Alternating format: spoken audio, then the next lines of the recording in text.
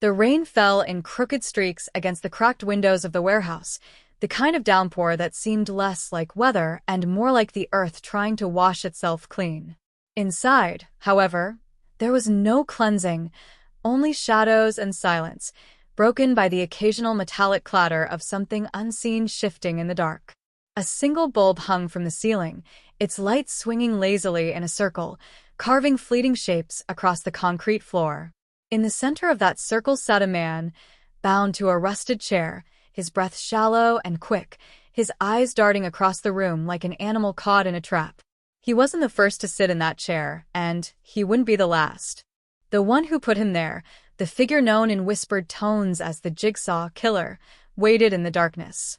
To the city, he was a phantom, a nightmare stitched together from rumor and blood. To his victims, he was something much worse. A man who forced them to confront the ugliest truths about themselves, to play games where the stakes were not just life or death, but redemption or eternal damnation. But this night was different. This was not about a stranger chosen for some cruel lesson. This was about payback. The man in the chair had once been a police officer, his badge shining like a promise he never kept. Years ago, he had crossed paths with the wrong man, an ordinary citizen broken under the weight of injustice, a man whose complaints were ignored, whose life was dismissed. That man became the killer they now hunted in vain, and the officer had been one of those who mocked his pleas, who looked away when corruption bled into law. He had laughed at the desperation of the powerless, and in doing so, sealed his fate. Now the laughter was gone. Sweat beaded on his forehead, trickling down to the collar of his shirt. His voice cracked when he spoke, asking questions he already knew had no answers. From the darkness, a rasping chuckle slithered forward, and the light swung just enough to reveal the outline of a mask, its jagged edges carved into the shape of madness. "You always thought justice was something you could buy, something you could twist," the voice growled, distorted by a machine that made it sound less than human. "Tonight, justice comes for you." The officer's eyes widened as he saw the contraption in front of him. It was a crude machine, a puzzle of gears and wires, its purpose both obvious and horrifying. A timer ticked faintly, though it hadn't yet begun its march. Attached to the device was a blade suspended above his chest, held by a tension wire connected to a set of scales. On one side of the scales was a pile of stones, on the other, an empty pan. A recording clicked on, filling the silence with the killer's voice again. "You once took bribes to bury evidence, to let guilty men walk free while the innocent rotted in their cells. You said their lives were not worth the paperwork. Tonight, your life will be measured by the weight of your conscience. In front of you is the scale of your crimes. To stop the blade from descending, you must sacrifice something of your own flesh and blood. Only pain will balance the weight of your corruption." The officer thrashed against his restraints, shouting that it wasn't true, that he was a good man, but his words fell flat in the empty room. The ticking began, soft at first, then louder, echoing like a second heartbeat. Time stretched into something unbearable. He stared at the empty pan, at the knife placed neatly at his side, within reach if he could only summon the courage. His mind raced with excuses, with memories of the men he had betrayed, the families he had destroyed with a stroke of a pen. The faces came back to him now, clearer than ever, and he realized too late that they were the true jury, and this was his sentence. The blade quivered above him as the timer drained away. His screams rose in desperation, not for forgiveness, but for survival. Blood smeared across the floor as he finally did what the game demanded, his trembling hands turning against himself. The scale shifted, the stones lifted slightly, the blade halted, but not entirely. The mechanism creaked, stalling for a moment, then jerked forward, slower but inevitable. From the shadows, the killer watched with cold detachment. This was not a victory or even satisfaction. This was balance. This was the return of a debt long overdue. The officer's cries dissolved into hoarse whimpers as the timer reached its end. The final sound was not of the blade but of silence, the kind that follows when a life, for all its noise and corruption, comes to nothing. When it was over, The bulb swung one last time, casting the room in brief clarity before plunging it back into darkness. The figure in the mask turned away, leaving behind nothing but the echo of the ticking clock and the stink of blood on concrete. The city outside slept uneasily, unaware that another piece of its corruption had been carved away in the night. The newspapers would speculate, the police would deny, but none of it mattered. For the Jigsaw killer, revenge was not about headlines. It was about the quiet satisfaction of knowing that justice, however twisted, had finally been served. And somewhere in the darkness, the game waited to begin again. The rain did not stop for days. It poured like judgment, filling the gutters, sweeping filth down into the river that cut through the city like a scar. But the city carried on, oblivious to what was happening in its forgotten corners. The newspapers whispered of disappearances, of officers and officials who had gone missing without a trace, but the public treated it like gossip, something to shake their heads over before turning the page. They didn't see the pattern. They didn't hear the echoes of the same ticking clock in basement after basement, warehouse after warehouse. For the killer, this was no spree of madness. It was method. Each victim was chosen not at random, but carefully, deliberately, every one of them tied to the same cancer that had once eaten away at his own life. Years ago, when he had begged for justice, these were the people who had smirked behind their desks, who had signed their names on papers that crushed him. Now their names were written again, but not on paper. They were etched into the gears of his machines, into the steel that cut, into the chains that bound. The second victim was a judge. He had lived in a mansion, its marble pillars and golden chandeliers bought with the weight of bribes. He had once dismissed the killer's complaints in court with a bored wave of his hand, as though a ruined life was nothing more than a nuisance on the docket. Now he awoke in a courtroom of another kind. The pews were empty, the air heavy with the smell of oil and rust. He was strapped to a chair facing a wall of mirrors, forced to look into the reflection of his own aging face. In front of him was a scale, much like the officers, but this one was different. On one side rested his gavel, symbol of all the judgments he had twisted for profit. On the other, a serrated blade attached to a mechanism wired to his seat. A recording clicked on. You have silenced the voices of the innocent for your own gain. Tonight, your voice will be silenced unless you speak the truth. To balance the scale, you must confess your sins, every bribe, every name, every lie. If the recording remains incomplete by the time the timer runs out, the blade will ensure your silence is eternal. The judge stammered at first, then shouted that it was nonsense, that he was an honorable man. But when the gears began to turn, when the blade hissed closer to his throat, his voice broke.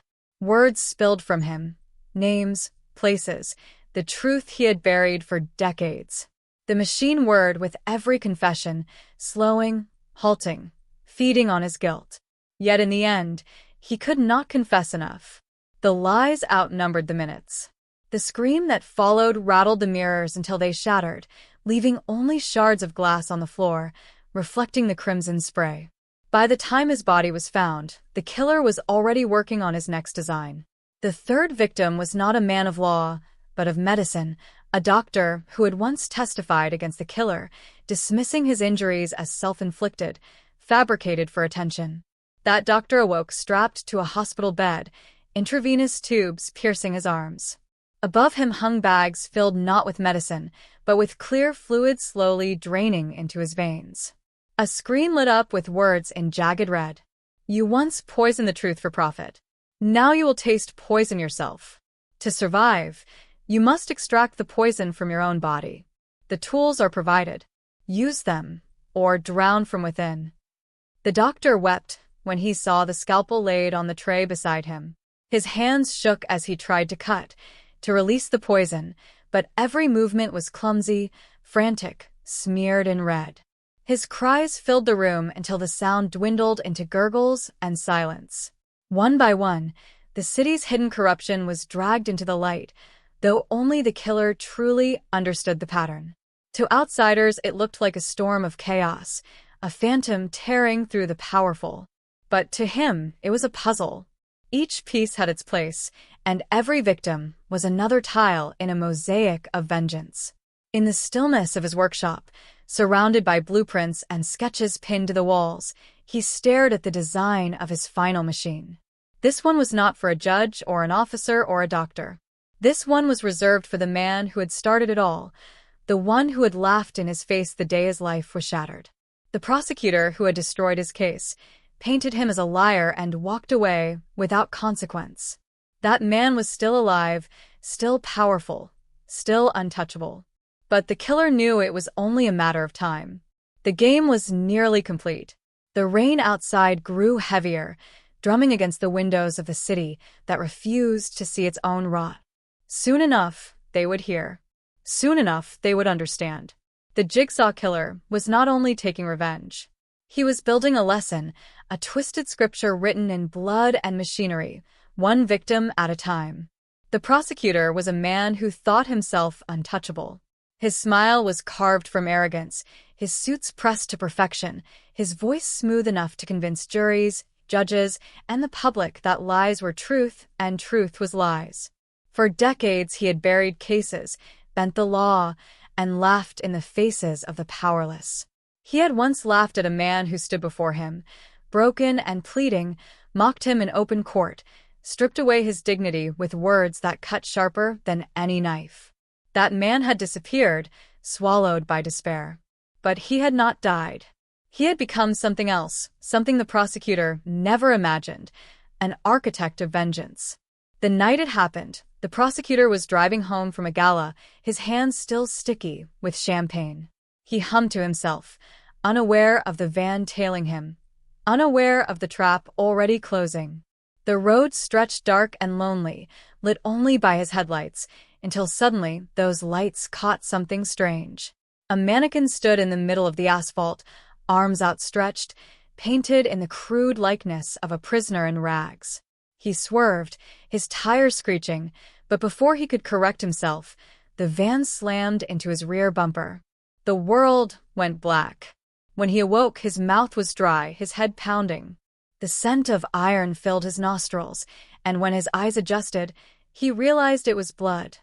Not his own, but dried into the walls around him. He was in a vast chamber, lit by rows of flickering candles. At the center of the room, a machine loomed, the largest and most complex of all. Its gears clicked in rhythm with a ticking clock above it, and hanging from chains were objects he recognized immediately: a police badge, a gavel, a doctor's stethoscope. Symbols of the others who had fallen before him, trophies from their deaths. Then came the voice, that distorted, mechanical growl that froze the blood in his veins. You once called me a liar. You said I was worthless. You told the world my life was nothing. Tonight, the truth will be heard. Tonight, you will play my final game. The prosecutor strained against the chains holding him upright, but they did not give. He was positioned in front of a great wheel divided into segments. Each segment bore a name, the names of every victim whose life he had twisted, every family he had destroyed. Each name was painted in red, as if written in blood. The rules were simple. He had 1 hour. Before him stood a microphone, wired to a recorder. He was told he must confess, name every crime, every life he had ruined, and spin the wheel after each confession. If he landed on a name he admitted to destroying, the chains would loosen slightly, giving him another chance at life. If he landed on a name he denied, the machine would tighten its grip, crushing him slowly. The wheel creaked. The chains bit into his flesh. The clock ticked above him, merciless. At first, he shouted that it was madness, that he was a victim, that he would not play. But when the machine began to move, when the gears shrieked and the first bone in his arm cracked beneath the pressure, his voice broke. He began to confess. He spat out names, tried to justify, then screamed when the wheel landed on one he had denied in the past. The chains tightened further, his chest compressed, his breath coming in shallow gasps. The game was relentless. With every confession the wheel spun, and with every denial the machine grew crueler. He cried, begged, promised anything, but the voice never answered. only the ticking clock. The candlelight shimmered against the wet sheen of his sweat, the shine of his tears. At the final minute, with his body broken, his words slurred by sobs, he confessed to the name he had once laughed at in court, the man whose case he had destroyed, the man he had mocked. He whispered it like a prayer, but the wheel spun one last time and landed on that name. The machine did not release him. It embraced him instead, crushing him in its final judgment. The candles guttered out one by one, leaving only the sound of the clock, ticking, ticking, until it stopped. When dawn broke, the chamber was empty. The prosecutor was gone. The wheel stood still, its name smeared red. The chains hung loose, swinging in silence. And somewhere, in the shadows of the city, the Jigsaw killer removed his mask. His face was tired, his eyes hollow, but there was no triumph in them. Only a grim certainty. Justice, the kind denied to him in life, had been carved out in death. The game was over, at least for now. But he knew the city's rot ran deeper still. The wheel was vast, and there would always be more names to add.